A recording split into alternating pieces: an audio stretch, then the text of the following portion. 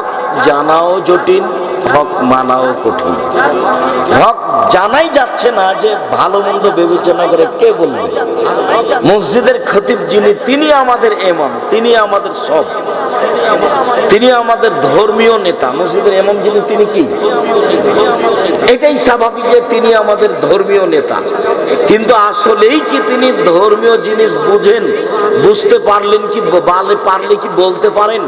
সব দিক দিয়ে সমস্যা আছে, যার কারণে হক বলাই জটিল আর হক মানা কঠিন। কেন?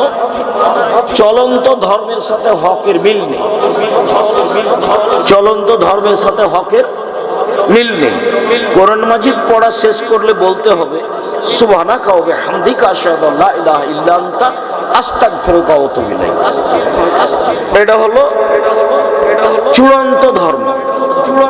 আর চলন্ত ধর্ম হলো কোরআন পড়া শেষ করলে বলতে হবে সাদাকাল্লাহুল আযীম। তাহলে চলন্ত ধর্মের সাথে চূড়ান্ত ধর্মের মিল নেই, হকের সাথে চলন্ত ধর্মের মিল নেই। বক্তব্য শেষে, বৈঠক শেষে, বিবাহ শাদীর বৈঠক শেষে, জালসা জলুস বৈঠক শেষে বলতে হবে সুবহানাকা আল্লাহুম্মা ওয়া বিহামদিকা আশহাদু আল্লা ইলাহা ইল্লা আনতা আস্তাগফিরুকা ওয়া আতুবু ইলাইক। আল্লাহর নবী বলছেন, ওই বৈঠকে যদি কারো ভালো মন্দ কথা, উচ্চবাচ্য কথা হয়ে যায়, তাহলে আল্লাহ এই দোয়া দিয়ে কি করে দিবেন? ক্ষমা করে দিবেন। এটা ছিল বৈঠক শেষের দোয়া। এটা হলো চূড়ান্ত ধর্ম। আর চলন্ত ধর্ম হলো হাত তুলে দোয়া করতে হবে। তাহলে দুটো এক নয়। চলন্ত ধর্ম একরকম আর চূড়ান্ত ধর্ম একরকম, যার জন্য হক বলাও জটিল, হক মানাও কঠিন। হক মানতে গেলে চলন্ত ধর্মের সাথে মিল খাবে না। চলন্ত ধর্ম একরকম আর সঠিক ধর্ম, চূড়ান্ত ধর্ম আরেক রকম। আসসালামু আলাইকুম। আল্লাহ নবী বলছেন এটা খুলে যাওয়ার পূর্বে সব পাপ ক্ষমা হয়ে যাবে, সব পাপ ক্ষমা হয়ে যাবে। তো ইয়াগফিরুল্লাহু লানা ওয়া লাকুম, এই দোয়া কেউ জানে না কোথা থেকে এসেছে, সবাই বলছে ইয়াগফিরুল্লাহু লানা ওয়া লাকুম। আমাদের চাঁপায় নবাবগঞ্জে আবার যদি কেউ বর জামাই দেখতে আসে, তো যারা মুরব্বী তারা চট করে খপ করে হাত খান ধরে নেয়, বলে কি দোয়া পড়লে? ওও জানে না যে কি দোয়া আছে দুনিয়াতে, তো বলে কি দোয়া পড়লে? তখন চুপ থাকে। তখন মুরব্বী বলে যে তুমি সালামের দোয়াটাও জানো না, কিন্তু ওও জানে না যে এটা দোয়া কিনা। কথা বুঝতে পারলেন? এই হলো চলন্ত ধর্ম আর চূড়ান্ত ধর্ম।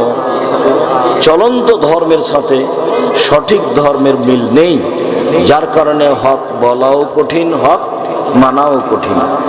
সত্য মিথ্যা সব একাকার হয়ে আছে, আরবি ভাষাতে লেখা আছে। এইটা তদন্ত করে সমাজের সামনে পেশ করা কঠিন। আর তদন্ত করতে গেলে সমাজে যে ধর্ম আছে তার সাথে অমিল হয়ে যায়, তখন এটা আর মানুষ বলতে পারবে না। কঠিন হয়ে যায়। লোকটা মারা গেছে, মারা যাবে মুমূর্ষু অবস্থায়, তখন তার পাশে বলতে হবে লা ইলাহা ইল্লাল্লাহ। আল্লাহ নবী বলছেন লাক্কিনু মাওতাকুম লা ইলাহা ইল্লাল্লাহ। তোমরা মুমূর্ষু ব্যক্তির পাশে লা ইলাহা ইল্লাল্লাহ বলো, এটা আদেশ।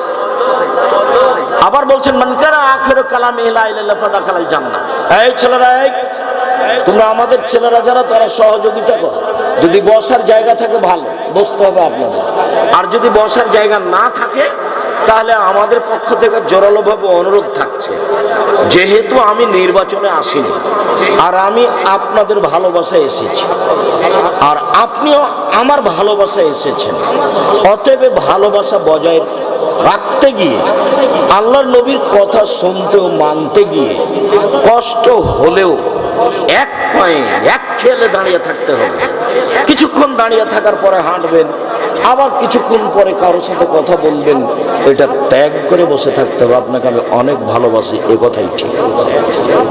তবে কথা চলাকালীন আপনি কথা বললে, নিজের প্রয়োজনীয় কথা কারোর সাথে বললে, তখন আপনাকে আমি ঘৃণা করব, এ কথাই ঠিক। আপনার কোনো কথা আমি এখন গ্রহণ করি না,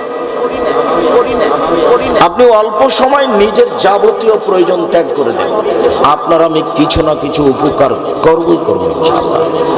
জাতির যদি রাস্তাঘাট করে দিতে না পারি, জাতির যদি স্কুল কলেজ করে দিতে না পারি, জাতিকে চূড়ান্ত সঠিক ধর্ম দিতে পারবো ইনশাআল্লাহ। ধর্মের ব্যাপারে জাতিকে ফাঁকি দিয়ে পরকাল হারাতে রাজি নই। দীর্ঘ 34 বছরের 90 সাল থেকে নিয়ে এখন পর্যন্ত কোনোদিন অপ্রয়োজনীয় বাক্য বলিনি। আপনি প্রমাণ করবেন 90 সাল থেকে নিয়ে এখন পর্যন্ত কোনোদিন কেসা কাহিনী বলিনি। 90 সাল থেকে নিয়ে এখন পর্যন্ত আমি কোনোদিন মাঝহাব নিয়ে কথা বলিনি, ও পাতাই পড়ি না। গালি আপনি দেন, আপনি যদি গালি দিয়ে আমাকে ধুয়ে দেন তো আপনার আমি নামটা নিব না, ওটা আপনার কাজ। আমি ওই পাতা পড়ি না। আমার জীবনে আমি সরকার নিয়ে কথা বলতে যাই না, ওর কথা আমি পড়ি না। উনি ওনারটা জবাব দিবেন, আপনি আপনারটা জবাব দিবেন। আপনি শুধু নিজে বাঁচেন আর পরিবারকে বাঁচান, আর মৌলানা সাহেব নিজে বাঁচুক, পরিবারকে বাঁচাক আর জনগণকে বাঁচাক, ওটা মৌলানা সাহেব দাওয়াত দিবেন। এখন মৌলানা সাহেব দাওয়াত দিতে গিয়ে কি বলছেন সেটা তো ভাববার বিষয়। আল্লাহর নবী বলছেন, বাল্লিগু আন্নী ওয়ালা আয়া, পৃথিবীর মানুষ আমার একটা কথা জানা থাকলে অন্যকে বলো, তবে কথা আমার হতে হবে। আমার একটা কথা জানা থাকলে অন্যকে বলো। ওয়া হাদ্দিসুন বানি ইসরাঈল হারাজ, বানি ইসরাঈলের কাহিনী বলো, কোনো দোষ নেই, সত্য কাহিনী। ওমান কাযাবা আলাইয়া মুতাআম্মিদান ফালিয়াতাবাওয়া মাকাদাহু মিনান নার। কেউ যদি কোনো কথা আমার নামে বলে, সেই কথা যদি আমার না হয় তাহলে তার থাকার জায়গা জাহান্নাম। কেউ যদি কোনো কথা আমার নামে লিখে কলমে, সেই কথা যদি আমার না হয় তাহলে তার থাকার জায়গা জাহান্নাম। কেউ যদি কোনো কথা আমার নামে বলে, সেই কথা যদি আমার না হয় তাহলে তার থাকার জায়গা জাহান্নাম, যুগ বা যত বড়ই হোক, পাগড়ি যত বড়ই হোক, রক্ষা হবে না। বিচারের মাঠ মানুষ দিয়ে বিচার হবে না, কোন দল মত দিয়ে বিচার হবে না।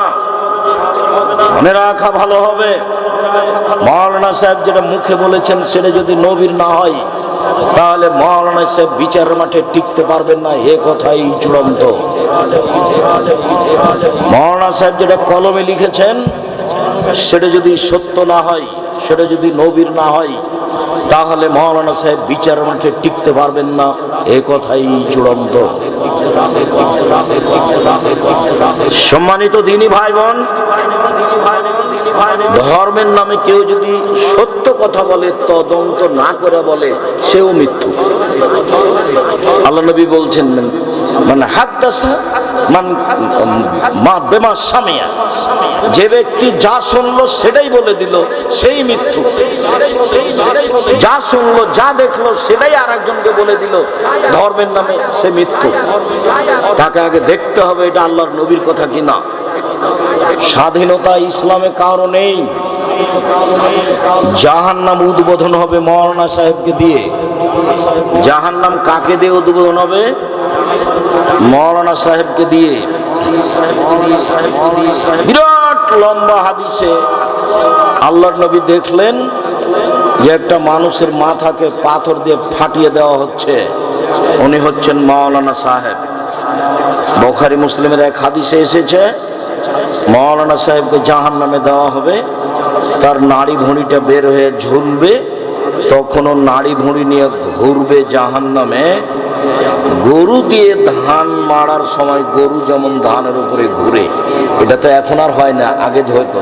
আপনারা কি দেখেছেন? তো মাওলানা সাহেব এইভাবে ঘুরবে, তখন আর 5 জন জাহান্নামীরা এসে বলবে, মালাক, ব্যাপারটা কি হুজুর? তা'মুরুনা বিল মারুফ ওয়া তানহা আনিল মুনকার, আপনি যে আমাদের ভালো কথা বলতেন, মন্দ থেকে নিষেধ করতেন, আপনি কেন এখানে? তখন হুজুর বলবেন, কি করি আমরকম, আমি তো ভালো বলেছি কিন্তু ভালো করিনি। যে আমি ভালো করিনি কোনোদিন, আমি খালি ভালো বলেছি। তাহলে মাওলানা সাহেবের বউ কেমন, তার মেয়ে কেমন? উনি লন্ডনে তাসবিহ টিপছেন, মেয়ে ঢাকা বিশ্ববিদ্যালয়ে প্রেমের তাসবিহ টিপছে। ধর্ম তো আর পাগল হয়নি, ধর্ম তো আর রাজশাহী চাঁপাইনবাবগঞ্জের হাওয়াই লাড্ডু নয়, দোনো হাত মেলে ডোহাই যে চায় इसको छोड़ दे चाहे इसको खा ले, ये तो धर्म एमन नয়। ধর্ম একজনের কথা দিয়ে চলে, যার নাম মুহাম্মদ সাল্লাল্লাহু আলাইহি সাল্লাম। এক গ্লাস পানি পান করলে কয়টা বিধান লাগে? 5টা। এর নাম ধর্ম। এ কোনো পীর দিয়ে চলে না, কোনো শায়েখ দিয়ে চলে না। এক শ্রেণীর মানুষ বলছে যে পীর যদি না চলে শায়েখ কেন চলে? আমি কোনোদিন শায়েখ লিখতেও বলি না, আমি শায়েখের কোনো খবরও রাখি না। আমাকে কেউ যদি বলে আপনার নাম কি, আমি বলি আমার নাম আব্দুর রাজ্জাক বিন ইউসুফ। আপনি বিজ্ঞাপন পোস্টারে একটু কিছু লিখতে বলেন না কেন? চাপ দিয়ে যদি বলে যে একটু কিছু লিখি, তখন আমি বলি আমার নাম আব্দুর রাজ্জাক আর আমার বাপের নাম ইউসুফ। বাপ বেটা মিলে আব্দুর রাজ্জাক বিন ইউসুফ। আমি দীর্ঘ 90 সাল থেকে এখন পর্যন্ত এর বেশি বলিনি।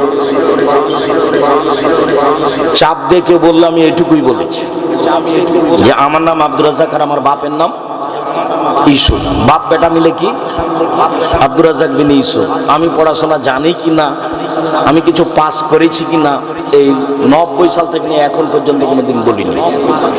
কোনোদিন যদি প্রমাণ হয়ে যায় যে হ্যাঁ আপনি বলেছিলেন, এই যে আপনি পরিচয় দিচ্ছেন, আমি আপনাকে জিজ্ঞাসা করলাম কি লিখবো বিজ্ঞাপন পোস্টারে, তখন আপনি বলছেন হ্যাঁ লিখেন অমুক অমুক অমুক, এটা প্রমাণ হয়ে গেলে সেদিন থেকে আর কথা বলবো না। এসব পাতা আমি পড়ি না।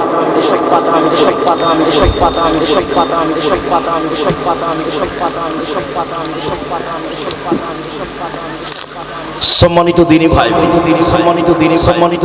মধ্যখানে কথা এসেছিল ধর্মের নামে সত্য মিথ্যে। আপনার জানা বই থেকে একটা কথা বলেই আমি আগে বাড়ি। সব বই প্রায় সত্য মিথ্যা আছে লেখা। বইয়ের নাম কি করলে কি হয়, মানে সবই মিথ্যে। কি করলে কি হয়, কি করলে কিছু হয় না, ছাই হয়। ওখানে লেখা আছে বইয়ের কোন অঙ্গে হাত দিলে জান্নাত পাওয়া যায়, আর কোন অঙ্গে হাত দিলে জান্নাত হারাম হয়ে যায়। এবারে নগদ মিথ্যা কথা, ডাহা মিথ্যা কথা, একটা সত্য কথা। মকসুদুল মুমিনিন বই একটা হেডলাইন আছে, যেটা মাঝে মধ্যে বলি, আপনার সবার পরিচিত, সেই জন্য বলি। আপনাকে মনে করতে হবে এটা দিয়ে আমি জানাই যে হাজারো কথা কি আছে, মিথ্যা আছে। আর একটু বাড়াতে চাইলে যাওয়ার সময় একটা বই পাওয়া যায়, বক্তা শ্রোতার পরিচয় আছে কিনা দেখবেন, অত একটা লম্বা দেওয়া আছে, আলোচনা দেওয়া আছে যে এগুলো সব মিথ্যে। আর একটা বই পাওয়া যায় তাফসির কি মিথ্যা হতে পারে, মানে ওই বইয়ে যা তাফসির আছে সবই মিথ্যা। তাফসির কি মিথ্যা হতে পারে, এটা বইয়ের নাম, এটা জিজ্ঞাসাবোধক নাম। তাফসির কি মিথ্যা হতে পারে, এটা হলো নাম। এখন শুরু হলো যা তাফসির আছে সবই মিথ্যা। মানে আপনার সামনে আমি নমুনা পেশ করেছি, তাই তো নমুনা পেশ করলাম যে কোরআন মাজিদের গায়ে মিথ্যা দোয়া লেখা আছে।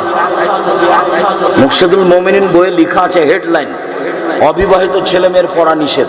এটা হলো হেডলাইন। যে দেখে সেই পড়ে কি লেখা আছে, মানে হেডলাইনটাই ভুল হয়ে আছে। যে দেখে সেই পড়ে কি আছে এখানে, ছেলে মেয়ের সবের একটা কৌতূহল জাগে, এখানে কি আছে লেখা। এখন শুরু হয়ে গেছে লেখা, ভরা পেটে স্ত্রী মিলন হলে ছেলে ল্যাংড়া হয়, সফরের পূর্বে স্ত্রী মিলন হলে ছেলে ব্যাংচা হয়, চন্দ্র সূর্য গ্রহণে স্ত্রী মিলন হলে ছেলে কানা হয়। একবারে নগদ ডাহা মিথ্যা, কিয়ামত পর্যন্ত প্রমাণ হবে না, অসম্ভব। শুধু মিথ্যা নয়, সরাসরি কোরআন মাজিদের বিপরীত। কোরআনে আল্লাহ তাআলা বলছেন, পৃথিবীর মানুষ, নিসাউকুম হারসুল লাকুম ফাতু হারসাকুম, তোমাদের স্ত্রী তোমাদের জমি, তোমাদের স্ত্রী তোমাদের ক্ষেত। তোমরা তোমাদের জমিতে আসো, খেতে আসো তোমাদের ইচ্ছা মতো। সকালেই কি, বিকালেই কি, দুপুরেই কি, সন্ধ্যায় কি, ভরা পেটেই কি, চন্দ্রগ্রহণ লাগলে কি আর না লাগলে সব বাতিল। হায়েজ ব্যতীত তুমি তোমার স্ত্রীর কাছে আসবা, এটা আল্লাহর চূড়ান্ত ঘোষণা কোরআন মাজিদের আয়াত। সকাল আর বিকেল কি আর দুপুর কি আর পেট ভরা কি আর না ভরা কি, সফর কি আর চন্দ্রগ্রহণ কি আর না গ্রহণ কি। চন্দ্রগ্রহণ লেগেছে, সালাত আদায় করেন গিয়ে। এত কথা কেন চন্দ্রগ্রহণে? বউ তুমি কিছু করো না, বউ তুমি ঘর থেকে বের হইও না। কুষ্টিয়া জেলার খবর, কুষ্টিয়াও কাছাকাছি, ফরিদপুরের সাথে লাগা। ফরিদপুর মানে নগদ বেদাতি, মনে কিছু নিয়েন না, আপনার সাথে আমার ভালোবাসার অভাব নেই। নোয়াখালী, বরিশাল, চট্টগ্রাম, মনে কষ্ট পাবে কেন? কেন কষ্ট পাবে? চট্টগ্রামে উকিল বাপ বিবাহ না, উকিল বাপ না হলে বিবাহ হবে না। সেদিন থেকে উকিল বাপই বাপ। ওই উকিল বাপি এখন মেয়ের বাড়ি যাবে, উকিল বাপি এখন মেয়ের বাড়িতে আসবে, মেয়ে ওই বাপের বাড়িতে যাবে, ওটাই বাপ জায়েজ থেকে। আমি বলছি কিয়ামত পর্যন্ত উকিল বাপ হারাম। উকিল বাপ বিবাহ বৈঠকে চলবে না। বাপ হতে হবে বিবাহের বৈঠকে। বাপ না থাকলে তার চাচা হবে, তার চাচা না থাকলে তার ভাই হবে, তার দাদা হবে, এরাই উকিল হবে। বাপ বেঁচে থাকলে অন্য কেউ এখানে ঢুকতে পাবে না। জ্যাঠ যত বড়ই শিক্ষিত হোক না কেন উকিল হতে পারে না। মেয়ের বাপ জ্যাঠ নয়, মেয়ের বাপ যে লোকটা পড়াশোনা জানে না, বোকা, সেটা। কথা বুঝতে পারেননি? ওই বোকাটাকেই থাকতে হবে এখানে। আল্লাহ নবী বলেছেন লা নিকাহ ইল্লা বিওয়ালিন, অভিভাবক ছাড়া বিবাহ হয় না। তিনি বলেছেন লা নিকাহ ইল্লা বিশাহিদাইনি, দুইজন সাক্ষী ছাড়া বিবাহ হয় না। চূড়ান্ত ধর্ম বিবাহে দুইজন সাক্ষী লাগবে, চলন্ত ধর্ম বিবাহে চারজন সাক্ষী লাগবে। এই ছেলে, চারজন সাক্ষী কোথায় লাগে? জেনা প্রমাণ করতে। চারজন সাক্ষী কোথায় লাগে? জেনা প্রমাণ করতে। বাপের উপস্থিতিতে দুইজন সাক্ষী দিয়ে বিবাহ দিচ্ছি, তো জেনা কেন হবে? চারজন সাক্ষী কেন? যখন বললাম যে কাজী সাহেবের খাতাকে টয়লেট পেপার হিসেবে ব্যবহার করতে হবে, কাজী সাহেব খেপে গেলেন। আপনি খেপে যায় না, নত হন। পক্ষ নিয়ে বিবাহ হয় না। একটা বিবাহ বৈধ হওয়ার জন্য কি লাগে? দুইজন সাক্ষী লাগে। সেটা পক্ষের কথা আল্লাহ নবী বলেননি। কাজটা জায়েজ হওয়ার জন্য দুজন মুসলমান লাগে। ওর বাপকে লাগবে আর দুইজন সাক্ষী লাগবে, তাহলে বিবাহটা কি হবে? বৈধ হবে। বাপ না থাকলে বিবাহ হবে না। আল্লাহ রাসূল বলছেন আইয়ুমা ইমরাতিন নাকাহাত বিগাইরি ইজনি ওয়ালিহা ফানিকাহু বাতিল, ফানিকাহু বাতিল, ফানিকাহু বাতিল। যে বিবাহতে বাপ নেই সেই বিবাহ বাতিল, সেই বিবাহ বাতিল, সেই বিবাহ বাতিল। কোর্টের বিবাহ বাতিল, কাজী অফিসের বিবাহ বাতিল। ওই বিবাহতে 10 ছেলে হলো 10 ছেলে অবৈধ। বিবাহ আবার পড়াতে হবে, এটাই চূড়ান্ত। লা তুজাব্বিজুল মারাতাল মারাতা, একজন মহিলা একজন মহিলার বিবাহ দিতে পারে না। ওয়াজা তুজাব্বিজুল মারাতু নাফসাহা, একজন মহিলা নিজে নিজের বিবাহ দিতে পারে না। কোন মহিলা কোন মহিলার বিবাহ দিতে পারে না। কোন মহিলা নিজে বিবাহ বসতে পারে না। যে নিজে বিবাহ বসে সে ব্যভিচারিণী, সে ব্যভিচারিণী, সে ব্যভিচারিণী। এই কথা মুহাম্মদ সাল্লাল্লাহু আলাইহি সাল্লাম বলেন। শুনুন, কুষ্টিয়ার খবর, খালাতে বলছে, শোনো, বোনের মেয়েকে বলছে, শোনো, ছেলে খুব ভালো, তোমার বাপ তো রাজি নয়, তুমি আমার কাছে চলে আসো, আমি তোমার বিবাহ দিয়ে দিব। খালা বোনের মেয়ের বিবাহ দিয়ে দিবে। আরে খালা কখন পুরুষ হয়ে গেছে, আমরা তো বুঝতে পারলাম না। ফুফুতে বলছে ছেলে খুব ভালো, তোর বাপ তো বিবাহ দিবি না। ফুফুতে বলছে আয় আমি বিবাহ দিয়ে দিব। ফুফু মেয়েকে ডেকে নিয়ে ভালো ছেলেতে বিবাহ দিয়ে দিয়েছে। বুঝতে পারলাম না ফুফু কখন পুরুষ মানুষ হয়েছে। আল্লাহ নবী বলছেন মহিলা দিয়ে বিবাহ চলবে। কোন সাহসে ফুফু বিবাহ দেয়? ধর্ম এরকম নয়। চূড়ান্ত ধর্ম বাপ লাগবে, চলন্ত ধর্ম কোর্ট হলেই হবে, কাজী অফিস হলেই হবে। বইয়ে লেখা আছে, একটা ছেলে বলবে এইটা আমার বউ, দুইজন সাক্ষী বলবে হ্যাঁ আমরা সাক্ষী, তাহলে বউ হয়ে গেছে। এই জন্যই কোর্টে চলছে এগুলো। ছেলেটা বলবে এটা আমার বউ, দুইজন সাক্ষী কি বলবে? দুইটা ছেলে বলবে হ্যাঁ এটাই তোর বউ, আমরা সাক্ষী দিচ্ছি, হয়ে গেছে। যার কারণে তো কোনো সমস্যা নেই। কাজী অফিসে বিবাহ হয়ে যাচ্ছে, কোর্টে বিবাহ হয়ে যাচ্ছে। ও জন্ম দিয়েছে, তাদের কি তার প্রয়োজন? আল্লাহ বলছেন পৃথিবীর মানুষ ফানকিহুন্না বিইজলা বিইذن আহলিহিন্না ওয়া তুহুন্না ওয়াজুরাহুন্না, তোমরা মেয়েদেরকে বিবাহ করো ওর বাপকে বলে, ওর অভিভাবককে বলে। মেয়ে রাস্তায় পড়ে নেই, সমাজ নিচে নেমে গেছে, মেয়েরা নিচে নেমে গেছে, পুরুষ নিচে নেমে গেছে। আফসোস করে মুহাম্মদ সাল্লাল্লাহু আলাইহি সাল্লাম বলেছেন, আমার মনে বড় ভয়, আমার উম্মত ইহুদি খ্রিস্টানের সাথে চাল চলনে, নিয়ম কানুনে, কথাবার্তাতে, চলাফেরাতে, কৃষ্টি কালচারে, আদব কায়দাতে ওদের সাথে মিলে যাবে। ডান হাতের বিঘত যেমন বাম হাতের সমান, সমান সমান মিলে যাবে। আবার বলছেন, ডান পায়ের জুতা যেমন বাম পায়ের সমান, বাম পায়ের জুতা যেমন ডান পায়ের সমান, এইটা যেমন সমান সমান আমার উম্মত ইহুদি খ্রিস্টানের সাথে খেতে, উঠতে, বসতে, চলতে ফিরতে, কৃষ্টি কালচারের নিয়ম নীতিতে একবারে মিলে যাবে সমান সমান। এবার আল্লাহ রাসূল ভাষাগতভাবে নিচে নামতে লাগলেন। নিচে নামতে নামতে বলছেন, পৃথিবীর মানুষ শুনে রেখো, ইহুদি খ্রিস্টান যদি মায়ের সাথে জেনা করে থাকে, আমার উম্মত মায়ের সাথেও জেনা করবে। এবার বলো ছেলে, তুমি তোমার মাথায় এখানে শত ছেলে আছে যার মাথায় উপরে চুল আছে, নিচের দিক চাচা আছে। এই ছেলে, ও তো ব্রাজিলের এক খেলোয়াড়, তো ইহুদি, ও তো খ্রিস্টান। তুমি কখন কখন খ্রিস্টানের নীতি ধরো করেছো? তোমার বাপ নাই নাকি? ওই যে তোমার বাপ কাছ থেকে বলবে, চাচা আসসালামু আলাইকুম বলে দিও, আব্দুল রাজ্জাক মিনি সব বলে গেছে, আপনাকে আর বাপ বলে ডাকা হবে না। বাপ মানে ক্ষমতা, বাপ মানে কি? ক্ষমতা। তোমার বাপ পরিবারের উপরে ক্ষমতা প্রয়োগ করেনি, অতএব এটা তোমার বাপ না, এটা তোমার সৎ বাপ। ওই কথাই ঠিক, নইলে তোমার মাথার চুলে এমন কেন? এই ছেলে, তোমার বোন এখানে বসে আছে, নখ বড় আছে, নখে নেইল পালিশ দেওয়া আছে। ইহুদি খ্রিস্টানদের পতিতালয়ের মেয়েদের বৈশিষ্ট্য নখে নেইল পালিশ দেওয়া। ইহুদি খ্রিস্টানদের পতিতালয়ের মেয়েদের বৈশিষ্ট্য নখে নেইল পালিশ দেওয়া। ভাষাগত নিচে নেমে বলি, ইহুদি খ্রিস্টানদের বেশ্যালয়ের মেয়েদের অভ্যাস হলো, শিষ্টাচার হলো, নীতি হলো, বৈশিষ্ট্য হলো কি? নখ বড় রাখা, নখে নেইল পালিশ দেওয়া। বলো দেখি, তোমার বোনের নখ বড় কেন? এটা যদি তোমার মা হয় তাহলে ভুল হয়েছে।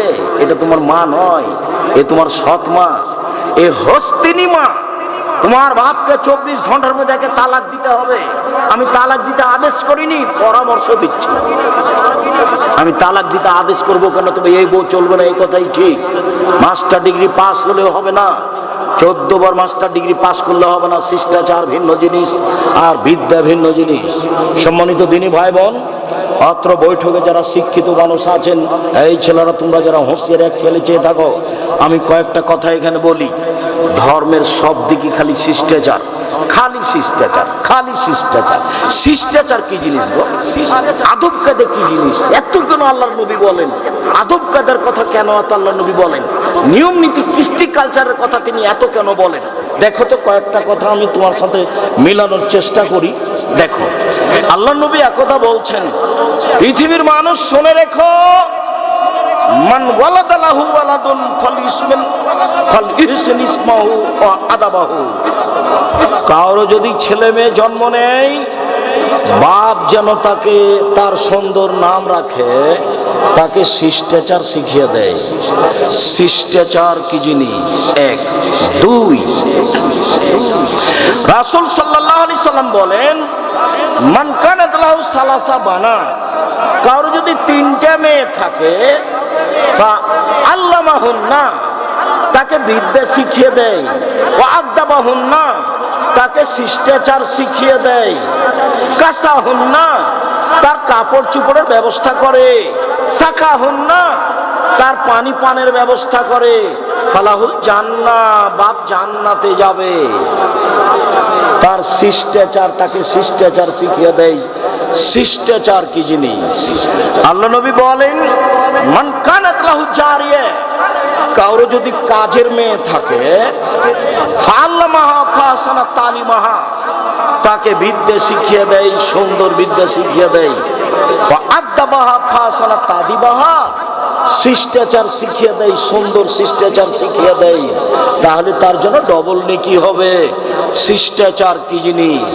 আল্লাহ নবী বলেন, আনফিক আলা তেয়ালিক আনফিক আলা রিয়ালিক মিন তাওলিক, তুমি তোমার উপার্জিত সম্পদ ছেলে মেয়ের পিছনে খরচ করো। ওয়ালা তারফান ওয়াসাকা আদাবান মিন আহলিক, তোমার পরিবারের উপর থেকে শিষ্টাচারের লাঠি উঠিয়ে নিও না, জোর করে তাদেরকে শিষ্টাচার শিখাও। শিষ্টাচার কি জিনিস? রাসূল সাল্লাল্লাহু আলাইহি সাল্লাম ওই সময়তে বললেন, যখন জাবের বললেন আল্লাহর নবী আমাকে বাড়ি যেতে অনুমতি দেন, আমি নতুন বিবাহ করেছি। তো আল্লাহ রাসূল বলেন, ও তুমি নতুন বিবাহ করেছো? কুমারী মেয়ে বিবাহ করেছো না তালাক প্রাপ্তা মেয়ে বিবাহ করেছো? তো আমি বললাম যে তালাক প্রাপ্তা মেয়ে বিবাহ করেছি, ওর বিবাহ হয়েছিল, ওর স্বামী তাকে তালাক দিয়েছে, আমি তাকে বিবাহ করেছি। আল্লাহ রাসূল বলছেন, আরে হাল্লা বিক্রম তুলায় বাহ তুলায় বোকা, তুমি কুমারী মেয়ে কেন বিবাহ করলে না? তুমি তার সাথে খেলতে, ও তোমার সাথে খেলতো। তুমি কুমারী মেয়ে কেন বিবাহ করলে না? তুমি তার সাথে খেলতে, ও তোমার সাথে খেলতো। তুমি অবিবাহিতা মেয়ে কেন বিবাহ করলে না? তুমি তার সাথে খেলতে, ও তোমার সাথে খেলতো। আল্লাহ নবী এই পর্যন্ত বললেন।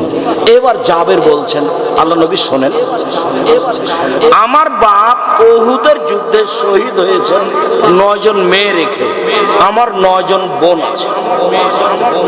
আকরাহুন উযাব্বিজা মিসলাহুন, না আমি তাদের সমবয়সের মেয়েকে বিবাহ করা পছন্দ করিনি 4টা কারণে। আল্লাহ নবী শোনেন, আমার আব্বা উহুদের যুদ্ধে শহীদ হয়েছেন 9 জন মেয়ে রেখে, আমার 9 জন বোন আছে। আমার বোনদের সমবয়সের কম বয়সের মেয়েকে আমি বিবাহ করা পছন্দ করিনি 4টা কারণ। আল্লাহ রাসূল শোনেন, আমার আব্বা উহুদের যুদ্ধে শহীদ হয়েছেন 9 জন মেয়ে রেখে, আমার 9 জন বোন আছে। আমার বোনদের সমবয়সের কম বয়সের মেয়েকে বিবাহ করা আমি পছন্দ করিনি 4টা কারণে। এক, লে তুয়াল্লিমাহুন, আমার স্ত্রী যেন আমার বোনদেরকে বিদ্যা শিখাতে পারে। বড় মহিলা হলে পারবে, কম বয়সের মেয়ে হলে পারবে না। 2, বলে তুয়াদ্দিবাহুন না, আমার স্ত্রী যেন আমার বোনদেরকে শিষ্টাচার শিখাতে পারে, এই জন্য আমি বেশি বয়সের মেয়ে বিবাহ করেছি। 3, বলে তুরাজ্জালাহুন না, আমার স্ত্রী যেন আমার বোনদের মাথার চুল চিরুনি করে দিতে পারে, সাজগোজ করে রাখতে পারে। 4, বলে তাকুমা আলাইহিন্না, আমার স্ত্রী যেন আমার বোনদের উপরে পাহারা দিতে পারে। এই ছেলে, তোমার মা তোমার বোনের উপরে পাহারাদার। তোমার মা তোমার বোনকে শিষ্টাচার শিখাবে। বলো, আজকে তোমার বোন ফ্যাশন বোরকা পরে এখানে আসলো কেন? এখন তুমি তোমার মাকে মা বলবে না খালা বলবে, সেটা তুমি বুঝো। দেখো, তোমার মা হস্তিনী মহিলা, এই কথাই ঠিক। তোমরা বাপ বেটা আমার কাছ থেকে সরে যেতে পারবা, এই কথা আমি বিশ্বাস করি না। আমি রূপক কথা বলিনি যে আমাকে পিছিয়ে উঠতে হবে, আমি কোনো রূপক কথা বলিনি এই জন্য আমাকে পিছিয়ে হটতে হবে। আম গাছে জাম ধরতে পারে, ধরে না। অমাবস্যা রাতে চাঁদ উঠতে পারে, উঠে না। সুঁয়ের ছিদ্র দিয়ে লাঙ্গলের ফাল ঢুকতে পারে, ঢোকে না। সুঁয়ের ছিদ্র দিয়ে লাঙ্গলের ফাল ঢুকে যেতে পারে, আম গাছে জাম ধরে যেতে পারে, অমাবস্যার রাতে চাঁদ উঠে যেতে পারে। এগুলি অবাস্তব, বাস্তব হয়ে যেতে পারে। আমি যে কথা বললাম সেই কথাতে সন্দেহ আছে বলে কিয়ামত পর্যন্ত চেষ্টা করলে সরিষা ঢোকানো যাবে না। যা বলছি তাই থাকবে, তার নাম বুখারী মুসলিম। সম্মানিত দিনী ভাই বোন, ছেলে, তোমাকে আমি শক্তভাবে বলছি, যাতে করে তোমার মনে থাকে, তোমার বোনের মনে থাকে, তোমার মায়ের মনে থাকে, তোমার বোন এখানে বসে আছে স্কিন পায়জামা পরে। ও তো খ্রিস্টানদের নীতি, অঙ্গ প্রত্যঙ্গ দেখা যায়, লজ্জা স্থান বোঝা যায়, তার নাম স্কিন পায়জামা। এটা তোমার বোন পরে আছে। জবাব আমি দেবো বেটা। আমি দেবো কেন? বাপ বেটা দিবে, তোমার বাপ দিবে। আল্লাহ রাসূল বলেছেন, আমার সারা সাবাব মানিস্তাতা মিনকুমুল বাপ ফলে এটা জব্বাজ। এই যুবক দল, তোমাদের ক্ষমতা থাকলে বিবাহ করবা। বিবাহ করলে ক্ষমতা লাগে। 1, টাকা থাকতে হবে, মোহর। 2, শারীরিক ক্ষমতা থাকতে হবে। 3, কন্ট্রোল ক্ষমতা থাকতে হবে। কন্ট্রোল ক্ষমতা, তার নাম ক্ষমতা। যদি ক্ষমতা না থাকে, রোজা থাকো। রোজা থেকে থেকে থেকে যৌবন ধ্বংস করে দাও, বিবাহ করিও না। কাপুরুষের বিবাহ করা নিষেধ, কাপুরুষের বিবাহ করা নিষেধ। ওর জন্য ভিন্ন পথ। বলেন তো কি পথ? সিয়াম, রোজা, যেটা আজকের আলোচনা। সম্মানিত দিনী ভাই বোন, এই ছেলে, তোমার বোন এখন একটা পায়জামা পরে আছে, যে পায়জামাতে আরেকজন লোক এরকম থাকে, রিক্সায় উঠলে হাঁটু পর্যন্ত দেখা যায়। বলো এটা কি পশু প্রাণী না মানুষ? বুঝেও বুঝে না ওরা, অন্তর আছে বুঝে না, দেখেও দেখে না ওরা, চক্ষু আছে দেখে না, শোনেও শোনে না ওরা, কান আছে শোনে না। উলাইকা কালানাম, তারা পশু প্রাণীর মতো, তারা গরু ছাগলের মতো, তারা কুকুর শ্রীগালের মতো, বালহু মাজাল, বরং তার চেয়ে খারাপ। জবাব আমাকে দিতে হবে না। চোখ আছে দেখবে, এ কথাই ঠিক, কান আছে শুনবে, এ কথাই ঠিক, অন্তর আছে বুঝবে, এ কথাই ঠিক। বুঝতে হবে, বুঝলো না কেন? আমি মুসলিম, ও একটা হিন্দু মেয়ে, বিবাহ হলে তার কপালে সিঁদুর থাকে, সিঁথিতে কি থাকে? সিঁদুর থাকে। ও হিন্দু, এটা তার প্রমাণ। ওর হাতে কি আছে? শাখা আছে, এটা তার প্রমাণ। ও অমুসলিম হয়ে বানানো নীতিতে অটল। আর আমার যেটা নীতি সেটা আল্লাহর দেওয়া, সেটা মোহাম্মদ সাল্লাল্লাহু আলাইহি সাল্লামের দেওয়া। মোহাম্মদ সাল্লাল্লাহু আলাইহি সাল্লাম নিজে থেকে দিয়েছেন নাকি? আল্লাহর দেওয়া নীতি আমি আমারটা মানতে পারি না? আমার বোন এভাবে এসেছে কেন এখানে? তোমার বোন এখানে আসলে কোনো কপালে কোনো টিপ?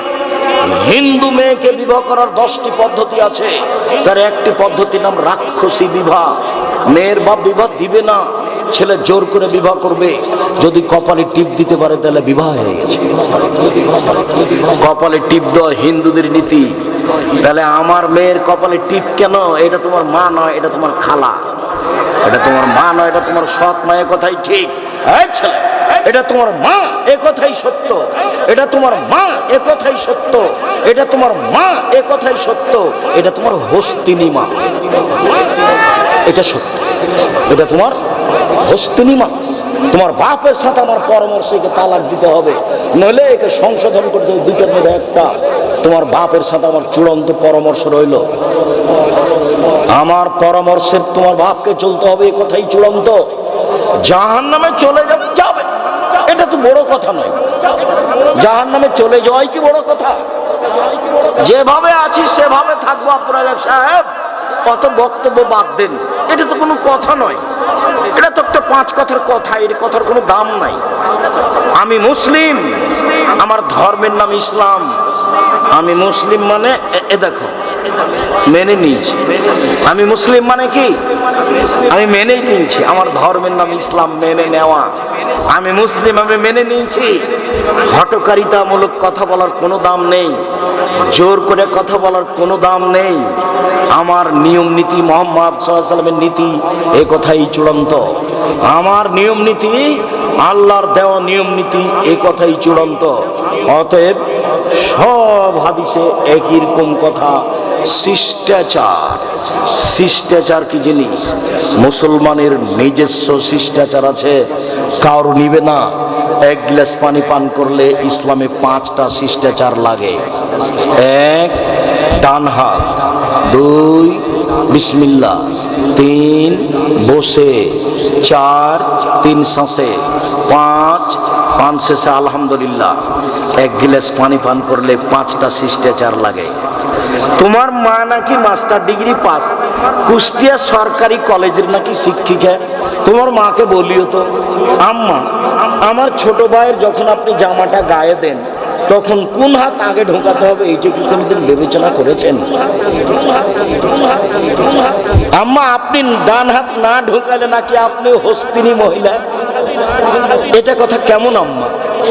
আব্দুর রাজ্জাক সাহেব বললেন তো আমি খুব কষ্ট পেলাম। আমার মনে হচ্ছিল যে আমি শুধুমাত্র পেশাব পায়খানায় বিবেচনা কেবলা। কখন কেবলা বিবেচনা? পেশাব পায়খানায় ঘুমানোর সময় কেবলা বিবেচনা নয়।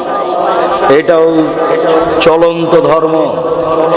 চূড়ান্ত ধর্ম হলো ডান কাত, পা যেদিকেই থাকে। চূড়ান্ত ধর্ম কি?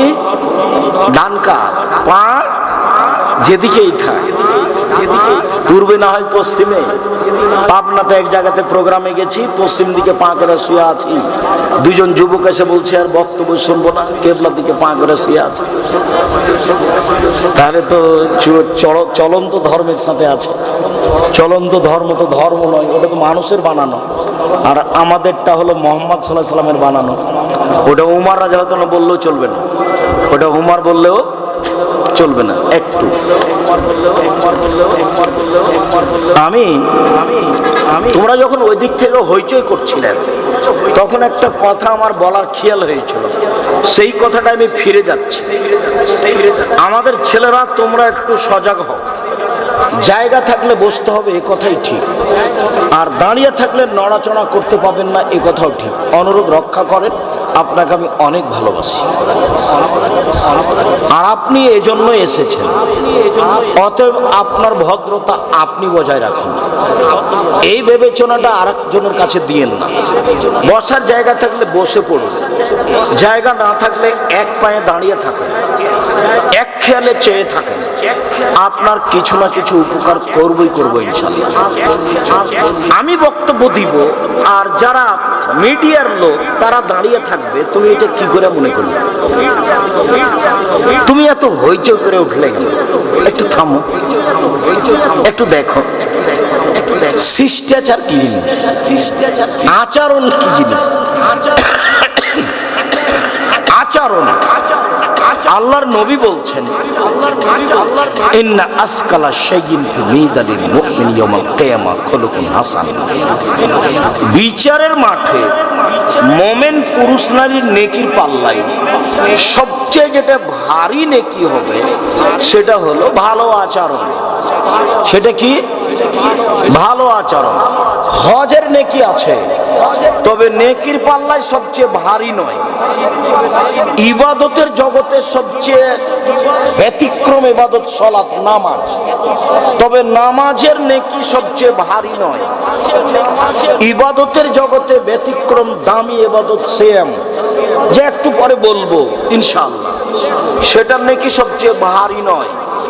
তাসবিহ তাহলিল জিকির আজকার গুরুত্বপূর্ণ ইবাদত, এর নেকি সবচেয়ে ভারী নয়। ভালো আচরণ নেকি সবচেয়ে ভারী। এই কথা মুহাম্মদ সাল্লাল্লাহু আলাইহি সাল্লাম বলেন। ভালো আচরণ কি জিনিস? কোরআন তেলাওয়াতের নেকি আছে, তবে এর নেকি সবচেয়ে ভারী নয়। সবচেয়ে বেশি ভারী হলো ভালো আচরণের নেকি। একদা সাহাবীগণ বলছেন, আল্লাহর নবী, মা খায়রুল মাউতিল ইনসান, মানুষকে যেটা আল্লাহ দিয়েছেন তার সবচেয়ে দামি কোনটা, সবচেয়ে ভালো কোনটা? মানুষকে আল্লাহ দিয়েছেন চোখ, হাত, পা, জমি জায়গা, গাড়ি বাড়ি, বউ স্ত্রী, অনেক কিছু দিয়েছে আল্লাহর নবী। তো সবচেয়ে ভালো কোনটা একটু বলেন তো? তখন আল্লাহ রাসূল বললেন, আল খুলুকুল হাসান, সবচেয়ে যেটা ভালো দিয়েছেন সেটা হলো ভালো আচরণ। একদা আল্লাহ রাসূলকে জিজ্ঞাসা করা হলো, আল্লাহ রাসূল বলেন তো, মাল বিররু ওয়াল ইসমু, পাপ কি জিনিস, নেকি কি জিনিস? আল্লাহ রাসূল একটু বলেন তো, পাপ কি জিনিস, নেকি কি জিনিস? তখন আল্লাহ রাসূল বলছেন, শোনো, আল বিররু হুসনুল খুলুক, নেকি হলো ভালো আচরণ। তখন তিনি বললেন না নেকি হলো হজ, তখন তিনি বললেন না নেকি হলো নামাজ, তখন তিনি বললেন না নেকি হলো রোজা, তখন তিনি বললেন না নেকি হলো কোরআন তেলাওয়াত, তখন তিনি বললেন নেকি হলো ভালো আচরণ। একদা আল্লাহ রাসূল বলছেন, ইন্না ফিল জান্নাতি লাঘরাব, জান্নাতে এমন কতগুলি দামি দামি ঘর আছে যার বাহির থেকে ভিতর দেখা যায়, ভিতর থেকে বাহির দেখা যায়, খালি টক টক টক টক টক করছে, ঝক ঝক ঝক ঝক করছে। তো সাহাবীগণ বললেন, আল্লাহ রাসূল, এত দামি ঘর কে পাবে? সেটা বলেন তো, এত দামি ঘর কে পাবে? তখন তিনি বলছেন, লেমান আলানাল কালামা, যার মুখের ভাষা নরম, যার আচরণ ভালো, সেই পাবে। সবই কথা একদিকে চলে গেল। তো ভালো আচরণের নেকি যত ভারী, আর কোন ইবাদতের নেকি তত ভারী নয়। মানুষ জানে না আচরণ কাকে বলে। আচরণ দেখবেন, এক মিনিট মধ্যেখানে আছে কথার মধ্যে, এই ছেলে খেয়াল করো, ভালো আচরণ। এই যে দেখো, একটা লোক অটোতে বসে আছে আর তুমি ব্যাগ নিয়ে উঠেছো, তো ব্যাগ নিয়ে উঠতেই তার ব্যাগটা তার মুখের উপরে লেগেছে, তোমার ব্যাগটা। তখন চট করে বলে, চোখ নাই তোমার কপালে, হিসাব করে উঠো না। বলো তো এটা কেমন আচরণ? এটা খারাপ আচরণ। আচ্ছা আচ্ছা, ও আচ্ছা, কোনো সমস্যা নেই, বসো বসো বসো। এই ছেলে, কোনো সমস্যা নেই, যাক লেগেছে লেগেছে, বসো বসো বসো, কোনো সমস্যা নেই। বলো তো এটা কেমন আচরণ? এটাই ভালো আচরণ। মানুষও জানে ভালো আচরণ কোনটা, খারাপ কোনটা। দলীয় দাপটে ওকে 1 নম্বর আসামি করেছে মিথ্যা সাক্ষী দিয়ে। সাক্ষী জজের সামনে বলছে, আমি তাকে নিজ চোখে মারতে দেখেছি, অত যার নাম দেওয়া আছে 1 নম্বরে, মারামার দিন সেদিন রংপুরে ছিল। জজ জানে না আসল ঘটনা, উকিল জানে না আসল ঘটনা। কুষ্টিয়া জেলে শত মানুষ আছে 20-30 বছর থেকে ও জেলে, নিজেও জানে না আমি কেন জেলে। ও মাঝে মধ্যে ভাবে, আচ্ছা আমি জেলে কেন? গন্ডগোলের দিন তো আমি ছিলাম না। জজ জানে না ঘটনা কি, উকিল জানে না ঘটনা কি। দলীয় দাপটে যে সাজিয়েছে শুধু সেই জানে। দলীয় দাপটের লোকের জানা উচিত ফেরাউন ডুবে গেছে। ওর জানা উচিত ফেরাউন ডুবে গেছে, এর নাম ভালো আচরণ নয়। ধমক দিয়ে খেয়ে কোনো কাজ করার নাম ভালো আচরণ নয়। অসহায় মানুষকে উপেক্ষা করে চলার নাম ভালো আচরণ নয়। অসহায় মানুষকে ধাক্কা দিয়ে ফেলে দেওয়া, চলে যাওয়ার নাম ভালো আচরণ নয়। ভালো আচরণ কি জিনিস? পৃথিবীতে সবচেয়ে দামি জিনিস ভালো আচরণ। ভালো আচরণ কি জিনিস? পৃথিবীতে সবচেয়ে দামি জিনিস, যা দিয়ে জান্নাত কিনা যায়, সেটা হলো ভালো আচরণ। আয়েশা রাদিয়াল্লাহু তাআলা আনহা বলেন, আল্লাহর নবী বলেছেন, একজন পুরুষ তার ভালো আচরণ দিয়ে তাহাজ্জুদের নেকি অর্জন করে। একজন মানুষ তার ভালো আচরণ দিয়ে নফল রোজার নেকি অর্জন করে। দুটাই দামি জিনিস। নফল রোজা মানে জান্নাত, তাহাজ্জুদ মানে জান্নাত। তাহাজ্জুদ মানে দামি জান্নাত, জান্নাতুল ফেরদাউস। একটা হলো নফল রোজা, ফলাফল জান্নাত। একটা হলো রাতে তাহাজ্জুদ, জান্নাতুল ফেরদাউস, দামি জান্নাত। এই দুটো মিলে যা নেকি হবে, ভালো আচরণে তাই নেকি হবে। ভালো আচরণ কি জিনিস? ভালো আচরণ টিকবে না তোমার দল করলে। দল করলে আর একজনের বিরুদ্ধে বলতে হবে, তোমাকে তো বলতে হবে হবেই। চাঁপাইনবাবগঞ্জের ভাষা তো তোমার বাপকে বলতে হবে। কতদিন তোমাকে শোনালাম যে ওরা 2 বোন, খুব সুন্দরী, মেধা ভালো, চালচলন খুবই ভালো, সবাই তাদের প্রশংসা করে। এক বোন আর একজন বোনকে ছেড়ে থাকতে পারে না। এক বোন পেশাব করতে গেলে আর এক বোন বলে মাকে, আম্মা খালেদা কোথায়? খুব একজন আর একজনের সাথে প্রেম প্রীতি বড় হয়ে গেছে। মেধা ভালো, দেখতেও ভালো। একজনের বিবাহ হয়েছে বিএনপি লোকের সাথে, একজনের বিবাহ হয়েছে আওয়ামী লীগ লোকের সাথে। তারা আর আপোষে কথা বলে না। কি হলো? জাদু হলো না? দল করে আর একজনের বিরুদ্ধে বলে তুমি সফলতা অর্জন করতে চাও? দেখো তুমি ফেসবুকে, তুমি মনে করেছো আব্দুর রাজ্জাক সাহেবকে এবার ধুয়ে ছেড়ে দেবো, তাহলে কিছু বলবে? তোমার মতো হাজারো লোক যদি আব্দুর রাজ্জাক সাহেবকে ধুয়ে দেয় 100 বার, আমি তোমার নামটা মুখে নিব না। তোমার নামটা, তুমিও জানো যে আমি খারাপ, কাজে আমার নেওয়ার প্রয়োজন নেই। তুমি জানো যে আমি বদনাম করেছি মানুষের, তুমি জানো না? তুমি জানো, তুমি নিজেই জানো যে আমি খারাপ। আমি আর তোমার কথা বলতে যাবো? গালি তো আমি দিইনি, নিন্দে তো আমি করিনি, আমি তো এ কথা বলিনি। তুমি যা বলেছো সেটা তো আমি বলিনি। সদাচরণ। এই ছেলে, এই ছেলে বসো, বসো। ওই বাচ্চার সাথে করতে দিবেন না। তোমরা ওখান থেকে কথা বলছিলে, মিডিয়ার লোক দাঁড়িয়েছিল। এর পরে কোনোদিন কোনো প্রোগ্রামে গেলে এরকম আচরণ দেখাবে না, এটা ভালো আচরণ নয়। সমাজ নেতা যারা, তারা 2 মিনিট এসেছে, কথা বলতেই পারে, তারা চলে যাবে। সাধারণত তারা আমাদের বক্তব্যের সময় থাকে না, থাকা উচিত তো থাকে না। তো উঠে যে সম্পূর্ণ সময়টা নিয়ে নেবে তা নয়, 2-1 মিনিট 2-4 মিনিট বলবে, তারপর চলে যাবে। এই সময়তে তুমি যদি খেপে উঠো, তাহলে তোমার আচরণটা তার মনে থাকবে। একটু ধৈর্যের পরিচয় দাও, তিনি সমাজ নেতা এসেছে, সালাম করে দুটো কথা বলে চলে গেল। তুমি যেভাবে রেডি করে উঠেছো, আমি আব্দুর রাজ্জাক বিন ইউসুফ, এটা তোমার কাছে আমি চাইনি, দুঃখিত। ওটা আমি পছন্দ করি না, এটার নাম ভালো আচরণ নয়। শোনো, আচরণ দিয়ে সমাজকে দুর্বল করার চেষ্টা করো।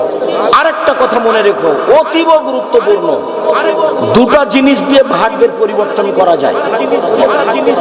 দুইটা জিনিস দিয়ে তাকদীর কেটে আরেকটা লিখে দেওয়ার ব্যবস্থা করা যায়। এক, ভালো আচরণ। দুই, দোয়া। করোনার সময়তে আমি বলেছিলাম, কারো যদি করোনা হয়ে যায়, আমি তার সাথে ভাত খেতে একসাথে প্রস্তুত, এক প্লেটে। কারো যদি করোনায়, কেউ যদি করোনায় মারা যায়, আমি তার জানাজা দিব, আমি তার গোসল দিব। এতে যদি আমারও করোনা হয়, তাহলে আমি বলবো না এর কারণে হয়েছে, আমি বলবো পৃথিবী সৃষ্টির 50,000 বছর পূর্বে আমার নামে করোনা লেখা হয়েছিল, তাই হয়েছে। আমি এর কারণে বলবো না। কারণেই যদি করোনা হতো, তাহলে ঢাকা ফিউচার পার্কের মালিক করোনায় মারা যেত। ওরা দেশের পানি খেত। ওরা কোথাকার পানি খেত? বিদেশের। ওরা দেশের পানি খায়। সতর্কতার অভাব নেই। আবার করোনার রোগী যে, ওর কাছে ওর ছেলে মেয়ে আমাকে যেতে দিবে না। আমি গেটে আছি, ওর আব্বা ওইখানে আছে। হুজুর আপনি আসেন, আপনি আসেন না। বলো কি তুমি? তোমার আব্বার গায়ে হাত দিয়ে আমি বসে থাকবো, ঘন্টার ঘন্টা আমার অন্তরে ধাক্কা খাবে না? যদি ধাক্কা খাই, সত্যি আমি মুনাফিক, আমার ধর্মের উপরে বিশ্বাস নেই, আমি ভাগ্যকে বিশ্বাস করি না। আমি ভাগ্যকে বিশ্বাস করি, এ কথাই চূড়ান্ত। তোমার আব্বার গায়ে হাত দিলে আমার করোনা হবে, কথা তুমি ভুল বলছো। তোমার বাপ করোনায় মরে, ওই যে খেয়ে যেটুকু রেখেছে ওটুকু ফেলে দিয়েছো। ও দেখো আর একজন ফকিরে তুলে খাচ্ছে, ওর করোনা হয়নি। কি বুঝাতে পারিনি কথা?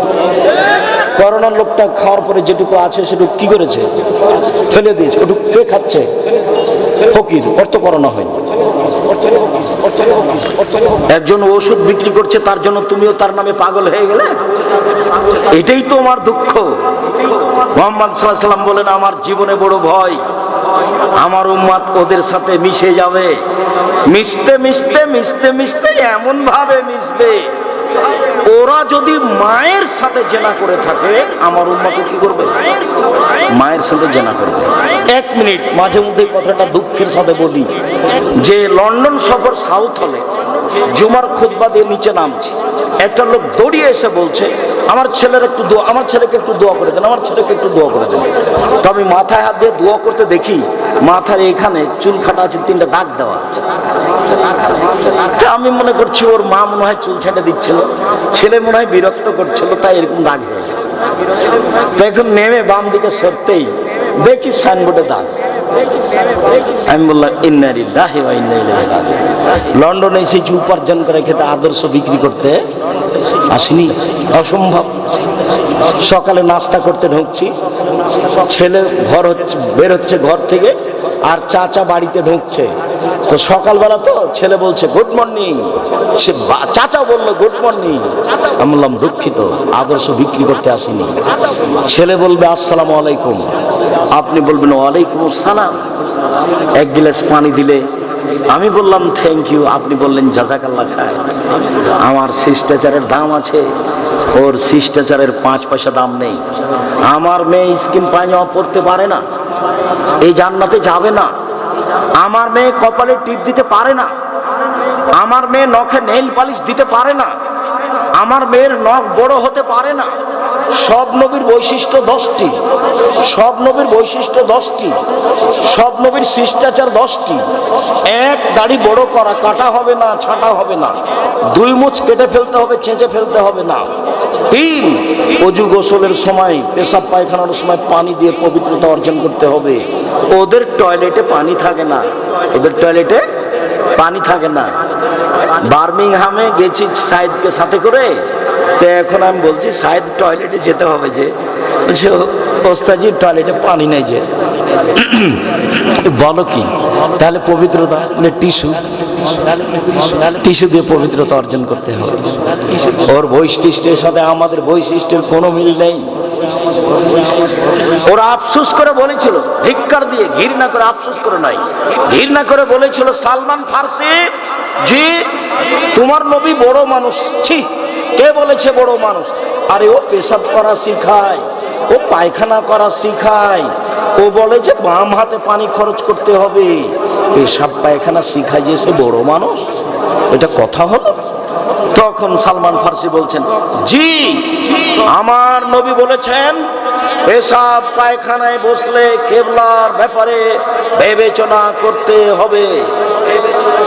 আমার নবী বলেছেন পেশাব পায়খানা থেকে পবিত্রতা অর্জন করলে পানি দিয়ে পবিত্রতা অর্জন করতে হবে। আমার নবী মুহাম্মদ সাল্লাল্লাহু আলাইহি ওয়াসাল্লাম বলেছেন পানি না থাকলে 3টি ঢেল ব্যবহার করতে হবে। আমার নবী বলেছেন ডান হাতে পবিত্রতা অর্জন করা যাবে না, বাম হাত দিয়ে করতে হবে।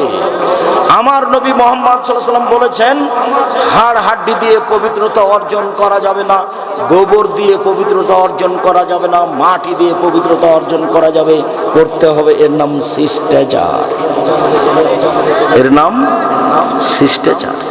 মুহাম্মদ সাল্লাল্লাহু আলাইহি ওয়াসাল্লামের শিষ্টাচারের দাম আছে। বিবাহ পড়াতে হবে মুহাম্মদ সাল্লাল্লাহু আলাইহি ওয়াসাল্লামের শিষ্টাচারে। মেয়ের কাছে বিবাহ পড়াতে যেতে হবে না। মেয়ের কাছে কুষ্টিয়া জেলাতে মেয়ের কাছে বিবাহ পড়াতে যায়, চ্যাংড়া ছুল্লু বরের কাছ থেকে দৌড়িয়ে উঠে যায়, আর মেয়েটার কাছে গিয়ে বলে এত টাকা নগদ, এত টাকা বাকি, অমুক তোমাকে বিবাহ করতে এসেছে, তুমি তাকে স্বামী সত্ত্বে কবুল করো। তখনও বলে কবুল করলাম। 3বার বলে, তারপর পুরুষের বৈঠকে আসে, এই ছেলে চলো যায় রংপুর, গাইবান্ধা, গোবিন্দগঞ্জ, এরকম বৈঠকে। ওরা ভিতরে গেছে, তারপরে এসেছে এখানে, যেখানে বর বসে আছে। বর কিভাবে বসে আছে এ দেখো, বর কথা বলতে পারবে না, অবাক কথা। বর কথা বললে বর বেয়াদব। আরে বর দিবে মোহর আর আপনি কথা বলবেন, সবই যে উল্টে আছে। শিষ্টাচার কি জিনিস কেউ যে বিবেচনা করতে পারলো না। এবার মহিলার ওখান থেকে এসে সবাই দাঁড়িয়ে আছে, তো যারা বসে আছে তারা বলছে আপনারা কে? তখন বলছে আমরা এই বিবাহের উকিল। মেয়ে কবুল করেছে? জি করেছে। আপনারা শুনেছেন? জি শুনেছি। তাহলে বসেন। মনে হচ্ছে হিন্দুদের বিবাহ লেগেছে, কলার গাছের চতুর্দিকে ঘুরে ধর্ম পাগল হয়ে গেছে। অবাক কথা, গোটা বৈঠক বলছে বসেন, কারো 5 পয়সা দাম নেই। মেয়ের বাপ বিবাহ দিবে, আগে থেকে আলোচনা হয়ে আছে, মানে ফাইনাল হয়ে আছে, কোনো সমস্যা নেই। এরপরেও মেয়ের বাপ যদি যায়, একাই যাবে যেখানে মেয়ে আছে। আম্মু বিবাহ পড়াতে যাচ্ছি, যাবে। আম্মু বিবাহ পড়াতে যাচ্ছি, হেসে উঠেছে, যাবেন। আম্মু বিবাহ পড়াতে যাচ্ছি, চুপ আছে, যাবেন। আম্মু বিবাহ পড়াতে যাচ্ছি, কেঁদে উঠেছে, বিবাহ পড়ানো যাবে না, এটা বাতিল। বরকে সামনে রেখে, 2জন সাক্ষী রেখে আগে খুতবা হবে, তারপর মেয়ের বাপ বলবে আমার মেয়ে খালেদা এত নগদ এত বাকিতে তোমার সাথে বিবাহ বন্ধনে আবদ্ধ হতে রাজি, তুমি তাকে স্ত্রী হিসেবে কবুল করো। ও বলবে কবুল করলাম, এর নাম বিবাহ। 2জন সাক্ষী শুনবে। গুরুত্বপূর্ণ কথা 3বার বলা যায়, আমার মেয়ে এত নগদ বাকিতে তোমার সাথে বিবাহ বন্ধনে আবদ্ধ হতে রাজি, তুমি তাকে স্ত্রী হিসেবে কবুল করো। ও বলবে কবুল করলাম। আবার বলবে আমার মেয়ে রাজি। তখনও বলবে তুমি কবুল করো। তখনও কবুল বলবে কবুল করলাম, এর নাম বিবাহ। বারাকাল্লাহু লাকা ওয়া আলাইকুম, আমার জামা বয়নাকুম ফি খায়রিন। দোয়া পড়ে বৈঠক শেষ করবে, তার নাম ছিল বিবাহ। নিয়ম নীতি সব উল্টে গেছে। শিষ্টাচার বলে কোনো জিনিস নাই। সালাম দিয়ে বাড়িতে ঢুকতে হবে, শিষ্টাচার। বের হতে হবে সালাম দিয়ে, শিষ্টাচার। ডান পায়ের জুতা আগে পরাতে হবে, শিষ্টাচার। বাম পায়ের জুতা আগে খুলতে হবে, তার নাম শিষ্টাচার। ইসলাম ধর্ম পুরোটাই শিষ্টাচার। মানুষের সামনে কথা বলতে হবে, আসসালামু আলাইকুম আগে বলতে হবে, তারপর কোনো কথা বলবে, এর নাম শিষ্টাচার। উঠে বলছে বিসমিল্লাহির রহমানির রহিম, এটা শিষ্টাচার নয়। সম্মানিত দিনী ভাই বোন, তোমাদের সাথে 2টি কথা ছিল, এইটুকু বলার পরে এবার গুরুত্বপূর্ণ কথায় আসছি। সম্মানিত দিনী ভাই বোন, আমরা সংক্ষিপ্ত আলোচনায় সিয়াম ব্যবহার করব, রোজা নয়। রোজা শব্দের অর্থ হলো উপবাস থাকা, সিয়াম শব্দের অর্থ হলো বিরত থাকা। ফজরের আজান থেকে নিয়ে সূর্য ডুবা পর্যন্ত খাওয়া পান করা, স্ত্রী মিলন, যাবতীয় অপছন্দ কর্ম থেকে বিরত থাকার নাম হলো সিয়াম। আর যারা